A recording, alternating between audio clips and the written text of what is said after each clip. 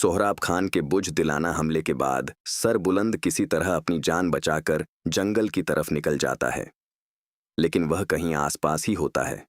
इसलिए सोहरा उसी वक्त अपने आदमियों के साथ मिलकर सर बुलंद को ढूंढने लग जाता है।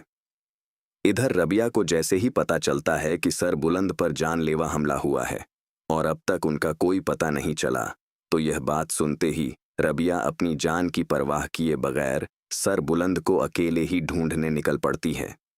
उसी वक्त तुरसम की नजर रबिया पर पड़ जाती है और वह फौरन रबिया को जबरदस्ती अपने साथ ले जाने की कोशिश करता है, लेकिन रबिया तुरसम के मुंह पर जोर का थप्पड़ मारते हुए बोली, अगर सर बुलंद ने तुझे देख लिया तो वह तुझे जिंदा नहीं छोड़ेगा। यह सुनते ही तुरसम को पता चल जाता है कि रबिया इतने महीनों से सर बुलंद की हिफाजत में उसके साथ रह रही थी। यह बात मालूम होते ही तुरसम का चेहरा गुस्से से लाल हो जाता है और वह जबरदस्ती रबिया को अपने साथ जफरान खान की हवेली ले जाता है। वहां जफरान खान तुरसम को बताता है, सर बुलंद पर किसी ने जानलेवा हमला किया है और अब तक उसका कोई पता नहीं चला। यह सुनकर तुरसम कहता है, मुझे सर बुलंद से कोई लेना देना नहीं, मुझे जो चाहिए थी वह मुझे मिल चुकी है। फिर वह अपने मामा से बोला, कल मेरा और रबिया का निकाह होगा। इधर सरबुलंद किसी तरह अपनी जान बचाकर हवेली वापस पहुंच जाता है। वहां उसे पता चलता है कि रबिया उसे ढूंढने के लिए हवेली से निकली थी और इतनी देर गुजर जाने के बाद भी वापस नहीं आई। यह सुनते ही सर बुलंद रबिया के लिए परेशान हो जाता है और फौरन उसकी तलाश में निकल पड़ता है।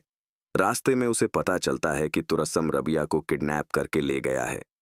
यह खबर मिलते ही सर बुलंद गुस्से में फौरन जफरान खान के इलाके में पहुंचकर अपने आदमियों के साथ जफरान खान के लोगों पर हमला कर देता है। किसी तरह वह तुरसम के सामने पहुंच जाता है और उसके माथे पर बंदूक तान कर कहता है, तुझे रबिया को मेरे हवाले करना होगा, वरना अंजाम बहुत बुरा होगा। तभी रबिया जोर से चीखते हुए सर बुलंद को बताती है, यही वह शख्स है जिसने मुदसिर का कत्ल किया था। यह सच सुनते ही सर बुलंद एक पल भी जाया नहीं करता और फौरन तुरसम पर फायरिंग कर देता है और तुरसम की वहीं मौत हो जाती है। इसी वक्त सोहराब खान को शरीन से पता चलता है कि सर बुलंद कुछ देर पहले हवेली वापस आ चुका था। ये सुनते ही सोहरा के होश उड़ जाते हैं, क्योंकि उसे शक हो जाता है कि सर बुलंद को उस पर हुए जानलेवा हमले की सारी सच्चाई पता चल चुकी होगी। इसीलिए सोहरा फौरन हवेली से भाग निकलता है और शरीन को अकेला छोड़ देता है।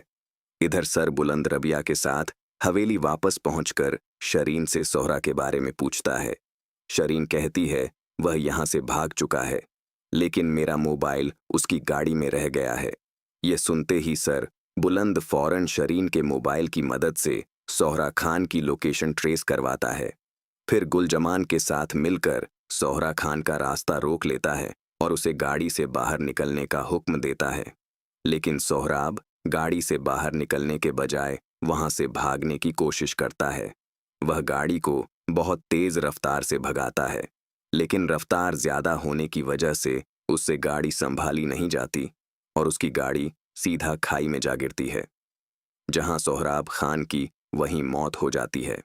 इसके बाद सर बुलंद हवेली वापस पहुंचकर शरीन को पुलिस के हवाले कर देता है।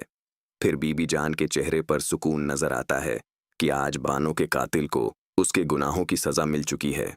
इसके बाद बीबी जान सर बुलंद और रबिया का निकाह करवा देती हैं और फिर इन दोनों को हनीमून के लिए भेज देती हैं। तो क्या हमें आगे चलकर रबिया और सर बुलंद का एक बहुत ही प्यारा सा बेटा देखने को मिलेगा? और क्या वाकई सर बुलंद और रबिया की शादी होनी चाहिए? आपको क्या लगता है? हमें कमेंट करके जरूर बताइएगा।